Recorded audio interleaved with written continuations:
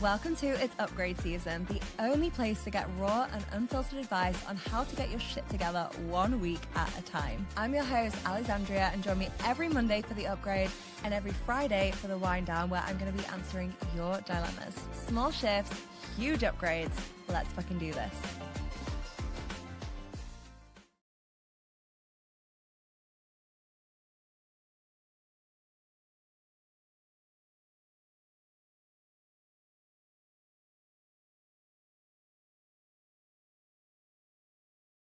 Hello and welcome back to this podcast. I'm going to be sharing an episode with you today all about this book that has fucking changed my life. And I'm actually going to be choosing one of you to send this book to. So if you enjoy this episode, share it on Instagram, tag me in, and I'm going to be choosing one of you to send a copy of this book to, because I have been telling everyone about it. It has honestly become a running joke with my friends. The amount of times I have referenced it in conversations is ridiculous. And it came at a time where I'd actually gone off personal development books. I will hold my hands up as a previous coach, a personal development junkie.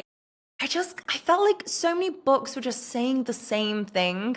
And I also, true talk, feel like a lot of the people weren't necessarily living by the principles that they were sharing. Let's just say that. There's a lot of that going on. So I was kind of done with it all, but I feel like this book found me at the best time. It has really immersed me back into wanting to upgrade, grow, absorb personal development. It has made such a profound shift in my life. It's changed the way I show up in friendships and my relationship. It's lowered my anxiety. It's increased my joy, my confidence. And it's just left me so excited for 2015. And I'm literally buzzing to share this episode with you. So the book is Let Them, Mel Robbins. And if you follow me on Instagram, you won't be surprised to hear that. But what I'm going to do in this podcast is give you a brief overview of the principle, how it shifted things, and how you can apply it in your own life as well. So the principle of let them is let them. Like fucking let them. Stop trying to control how other people think, act, or feel. And then also let me. So prioritize your own growth and peace by setting healthy boundaries and take appropriate action that you are in control of. And it's really based on this research around the locus of control, which shows that focusing on what you can manage leads to reduced stress and increased happiness. Taking the focus off others essentially and coming back to you creates space for how you show up in the world, how you show up in relationships. And I really feel like when you focus on letting yourself live, you free yourself from the chains of other people's expectations. So I'm going to dive into a couple of the core principles of this book that really were like salty slaps in the face for me, particularly the first one, and how they've applied in my life and how you can apply them in yours. So the first one, this is a real salty slap in the face. Let them be luckier than you. Have you ever being around that person who just like everything's just so fucking easy for them, like everything just flows, or they just genuinely seem to be so fucking lucky? It's unbelievable. And this principle is really about recognizing, instead of saying like, oh no, that doesn't exist, or no, that didn't happen, it's really saying like, cool, like some people are gonna have more advantages than you. Some people have whopping great trust funds. Some people have, I don't know, a business gifted to them. Some people are just so fucking stunning, people can't help but magnetize to them. Like, people are going to have more advantages, but the win is in owning your unique journey. And it's really recognizing that there is absolutely fuck all benefit in comparing yourself. Social comparison theory actually shows that comparing yourself to others can diminish your self-worth. And this isn't something that I felt necessarily resonated for me in my business or my friendships, although I'm sure it will for a lot of people. But where it really showed up for me is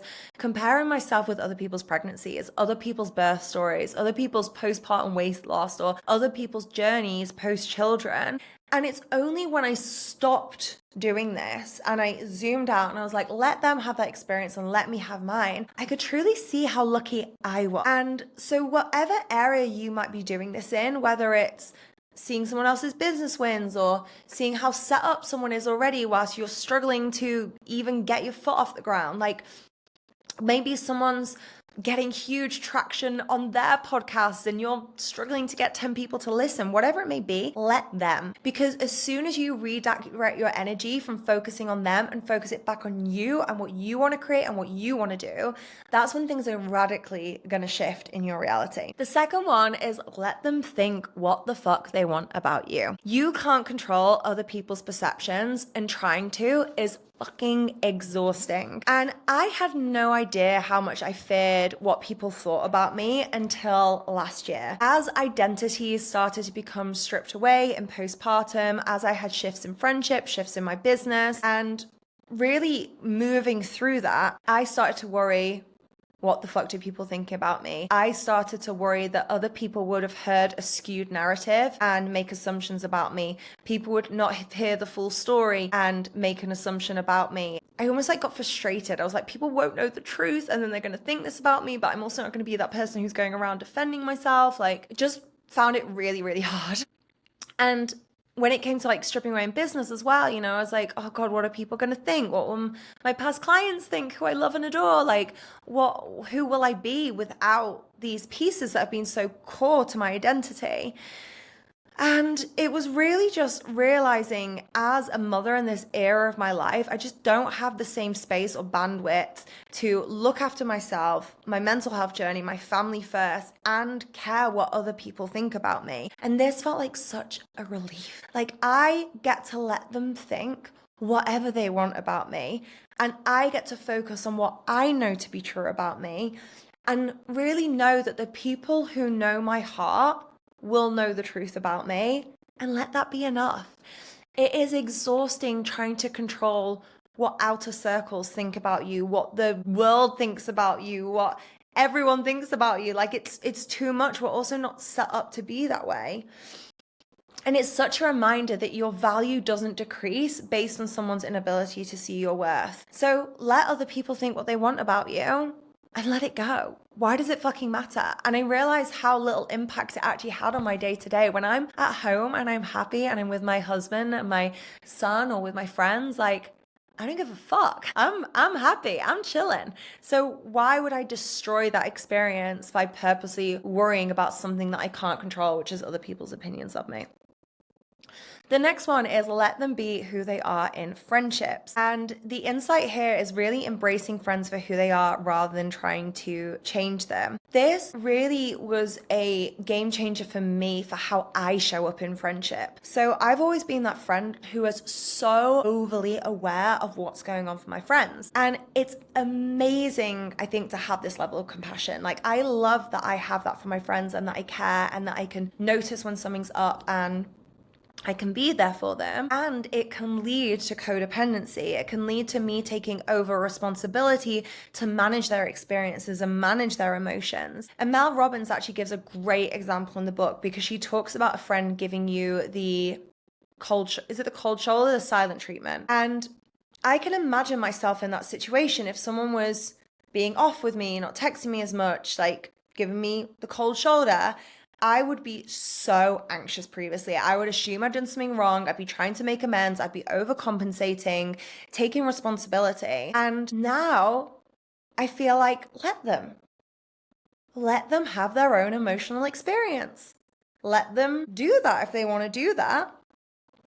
And there's also a let me in this. So let me reach out. Let me be a safe space for sharing. But if the pattern keeps repeating, let me also step away from that. And it was such an insight to recognize where there's toxic dynamics and also realize that the best choice can be to remove yourself, but that is on you rather than trying to change how someone's treating you. If you've brought this to their attention, if you've explained and all the rest of it and they don't want to change, that's not on you to change them. They get to be how they want to be, but then you get to take responsibility for okay, well, who am I actually having in my life and how am I welcoming them? And it's really interesting. When I actually looked into it, there were studies on emotional self-care and it actually emphasized the importance of removing stressors from your environment. So think about like which friendships and which dynamics are potentially creating that, because sometimes the bravest thing is actually to walk away from a relationship or a friendship or whatever it may be, because a true friend, a true partner inspire you to be your best self, not the person that they want you to be. And that's, you can see that's a two-way street. You've got to let someone else be who they are, but also be who you are. Let them, let me. There was also an example that she gave here, which I thought was so relatable, which is being left out. And I've definitely experienced that in a multitude of ways. One of which, though, is being an expat. Obviously, being an expat, there are so many things that I don't get invited to.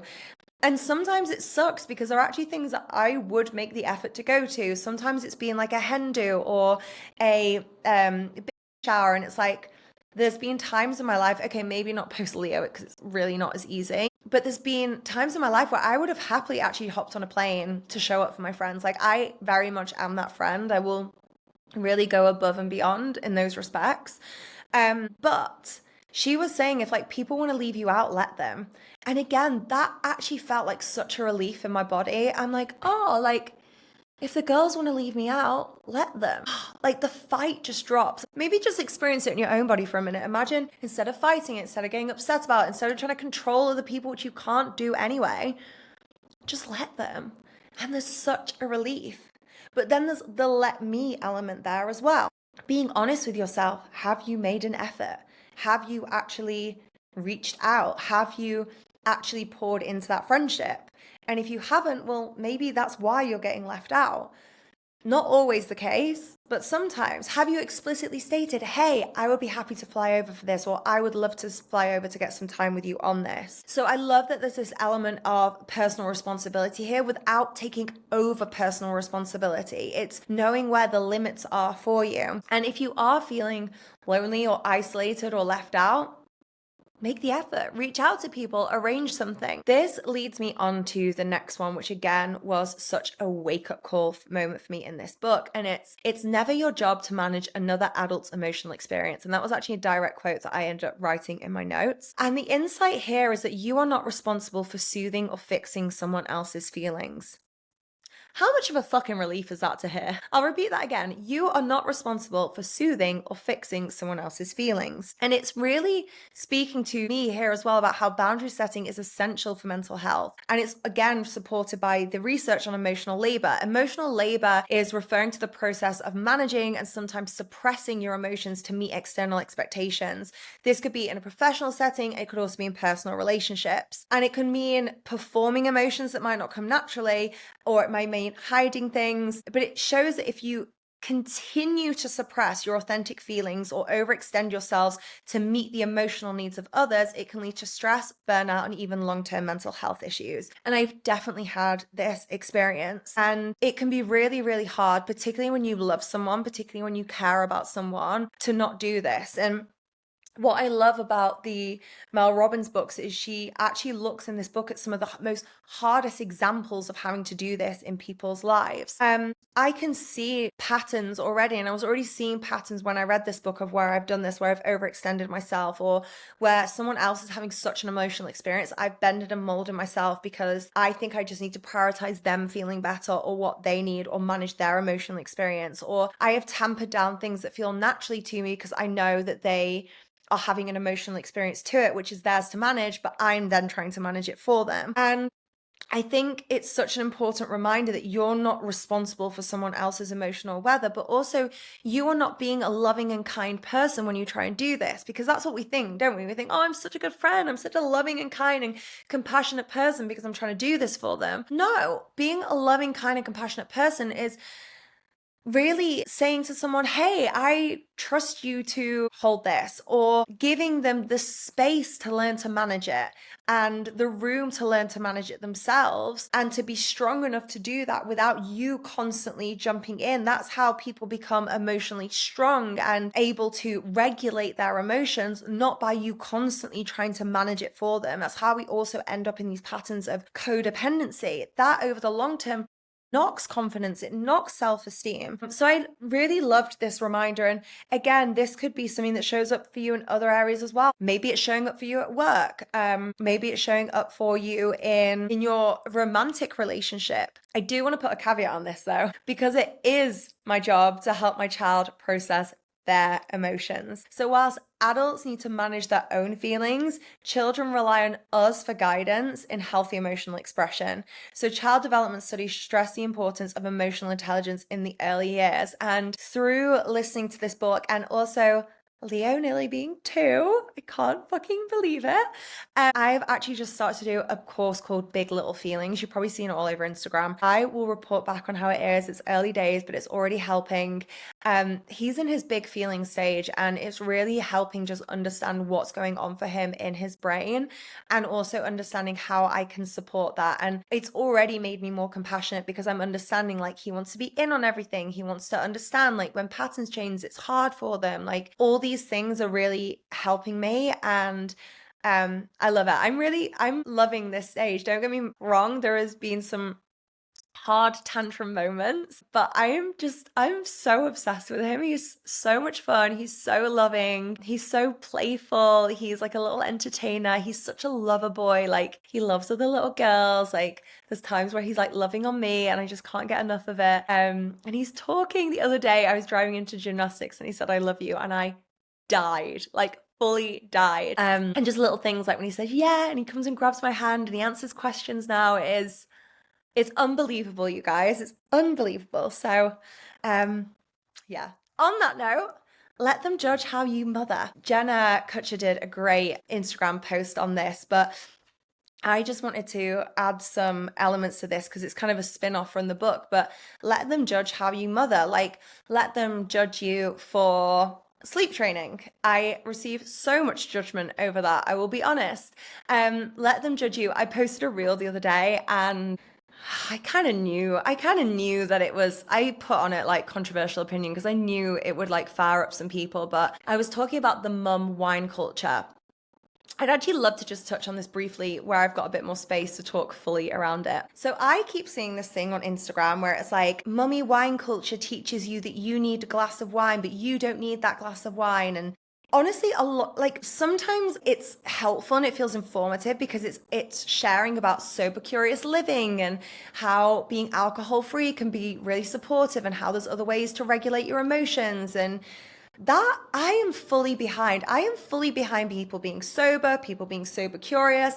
I have a lot of friends in my life who are sober, a lot of friends who are sober curious. I myself have gone on a huge journey where I drink a minuscule amount compared to what I did in my early 20s. I have had periods where I've cut out alcohol by choice to experiment with it and see what works for me.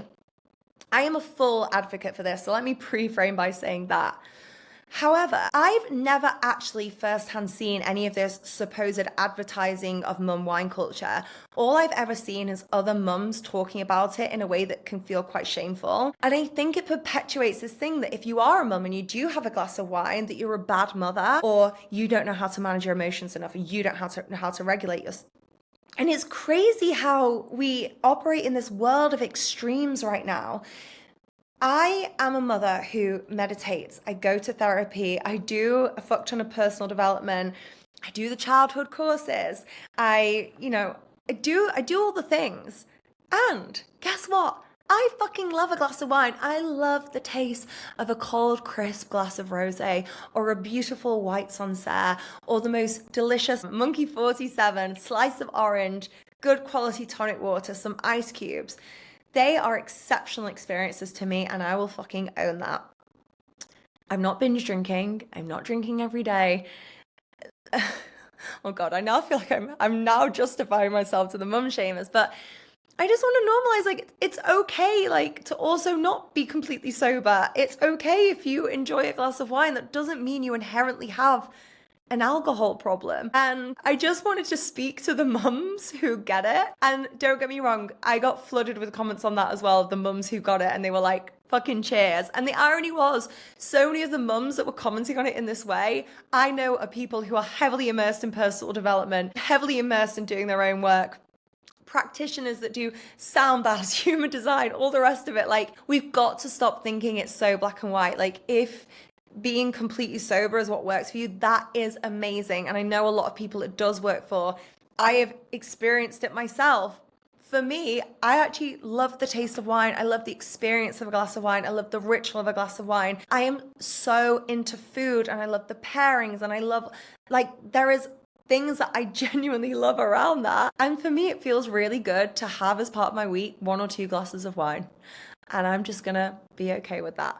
So let them judge me for being a wine mum, apparently. But on a serious note, like we've just got to stop attacking other mums as mums. I have seen that way more prevalent. Mums attacking other mums rather than external things. And one of the comments I got on it was another mum completely misconstruing what I was saying, not reading what I was saying, taking it completely out of context. And I feel that this is what happens all the time. Instead of us being able to have calm and sensible conversations around, you believe that sleep training is best for you and your child, and you believe that co-sleeping is best for you and your child, it has to become this shaming thing of like, you're going to traumatize your child, you're going to ruin your child. And it's just not that black and white. Like, your child has the mother it has because you are the mother that is best for that child. You know what is best for your mental health. That will directly impact your child's mental health. And of course, you then also work with your unique child's blueprint and what works best for them. But long story long, let them fucking judge how you mother, basically, and let it go. I am at a point now where I'm like, do you know what? Fucking judge me as a mother. Here's what I know to be true. I'm happy. My son is exceptionally happy.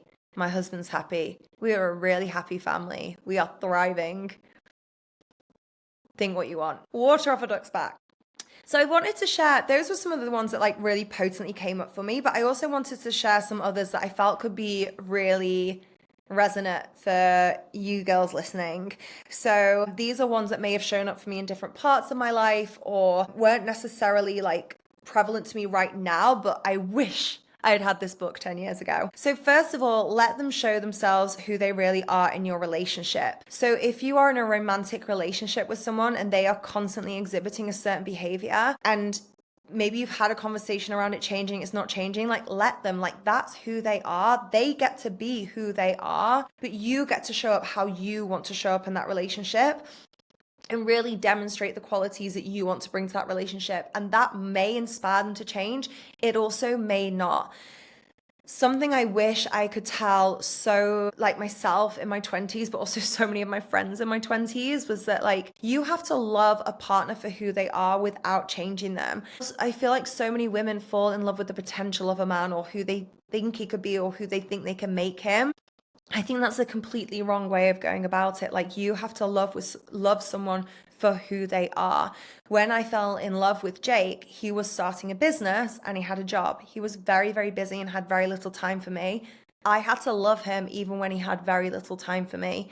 I knew there was depth there and I knew that he truly cared about me, and I knew that this was like something so radically different in his life that he hadn't experienced before in terms of our relationship. With those elements there, he was starting a business. That business could thrive and have been completely life-changing. It also could have completely flopped. He could have done a load of work for nothing. I had to love him whether he had a successful business or an unsuccessful business. There's just so many examples of like, you just have to love someone for who they are, not who they could be or be trying to change them, because that's not fair on them either. But on that, let them walk away. If someone doesn't want to be with you, let them. I was in situations in my early 20s where I fought people walking away from me, and I wish I had just let them. I wish I had just let them walk away and not wasted the time of energy and turn that energy inward on my own healing, because you don't want someone who wants to walk away from you. You don't want someone who doesn't really want to be with you. The next one is let them judge you. And I thought this could be really powerful, particularly if you're like early days in your business or starting a new business or making a business shift. People are probably going to judge you. People are going to do that. Let them. Let people fucking judge you. Stop trying to control what other people think about you and really focus on yourself and what you are creating. Those same people who are judging you might be the same people who come back to you in 10 years' time and they're like, God, I wish I'd done that. I wish I'd had the guts to try that. The next one is let them gossip about you. I was in this situation a few years ago where I found out two people I thought were really close friends of mine had been gossiping about me, and it was really hurtful to hear.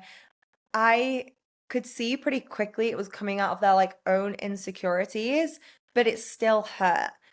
And the let them theory is so powerful when it comes to this because it's like, do you know what? Let them. It is so exhausting defending your name or trying to go back to every conversation or call people out on things or having fights about it. But I will say this. If people continue to gossip about you and continue not to talk you up behind your back, rethink who your friends are, because that's not friendship. I feel fortunate in that situation. I created a lot of distance between one of the people. With the other person, years later, they actually apologized to me. So I feel like, and I could see what was maybe underneath it all. But yeah, just fucking let them. Like, stop trying to control it. It's so exhausting. Let people gossip. Often the people gossiping are really miserable people. Let them make you the villain. This one can be really tricky. Really tricky. I didn't realize how tricky it was until I experienced it, where someone makes you the villain, and in your experience, you're being completely misunderstood, completely misconstrued, and that's really frustrating and it's really, really hard. But in their narrative, you are the villain, you've done something wrong, and if I think it feels easier for them to make you the villain sometimes rather than look at what's truly going on or what's going on under the surface, or just try and understand your perspective or respect your perspective. So I think this one can be really hard to let them.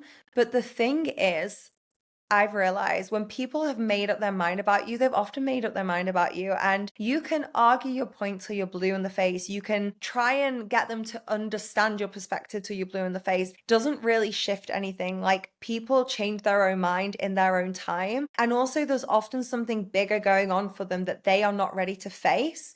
So making you the villain in their narrative feels easier for them. And I think I mentioned that because it brings a bit more compassion and softness to the situation. But let them make you the villain, that you get to be the villain in their story and you get to go to sleep at night knowing the truth, knowing the reality of what happened. And that's what you get to focus on. You get to focus on your life, what you're doing, how you show up. And that's the most important thing you can do. And then lastly, let them doubt you. Again, I think this one can really apply to business. I had so many people doubting me when I was starting my business multiple times, and I let them. I let them doubt me. I let them laugh at me. I let them think it was never going to work. But then I was the one living on the beach, earning really good money, changing people's lives, and really thoroughly enjoying my work. I love those years of my business. So who laughs last? Like, let them doubt you.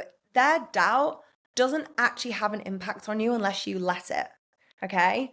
If you let that get to you, if you let yourself believe what they are saying, then it's going to impact you. But if you just let them do what they want to do and you keep going on your merry way, doing what you know to be true, what you want to put out into the world, it's not going to make a fucking difference, I doubt. And what I've learned overall really is like, when you let go of what you can't control, you make space for what truly matters. And I really feel like this has been the journey that I've been on, and this book has been so powerful for me because just so many things I realize I can't control that. So I just let it go.